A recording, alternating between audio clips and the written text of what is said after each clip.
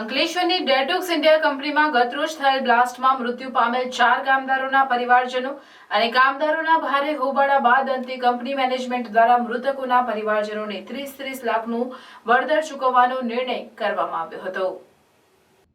અંકલેશ્વર જીઆરડીસીમાં આવેલ detox India કંપનીની fit ટેન્કમાં railing પર વેલ્ડિંગની કામગીરી ચાલી રહી હતી, જેમાં 4 કામદારો સારંગપુરના યોલેશ રામ, બિહારના મુકેશ સિંહ, યુપીના હરિનાથ યાદવ અને અશોક રામ હુકમ વેલ્ડિંગની કામગીરી કરી રહ્યા હતા।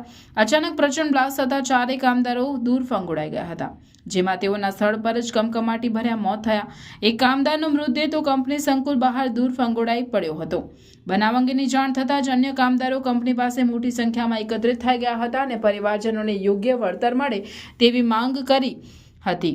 આપના ધારાસભ્ય ચૈતર વસાવા પણ આ મુદ્દે પરિવારજનોની પડખે આવ્યા। બપોરે 12:30 વાગ્યે બનેલી ઘટના બાદ કંપની દ્વારા મોડી રાત્રે પરિવારજનોને વળતરની જાહેરાત કરવામાં આવી, જેમાં દરેક મૃતકના પરિવારજનોને કંપની તરફથી 30 લાખનું વળતર ચૂકવવામાં આવશે। ઘટના બાદ ધારાસભ્ય ચૈતર વસાવા પણ કંપની ખાતે પહોંચ્યા હતા અને મોડી રાત સુધી પરિવારજનોને યોગ્ય વળતર મળે તે માટેના પ્રયાસો કર્યા હતા।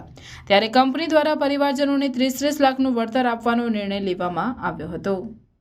તો બીજી બાજુ આ બનાવમાં સેફટી એન્ડ હેલ્થ વિભાગની ટીમ દ્વારા કંપનીમાં તપાસ શરૂ કરવા સાથે કંપનીને ક્લોઝર નોટિસ ફટકારવામાં આવી છે।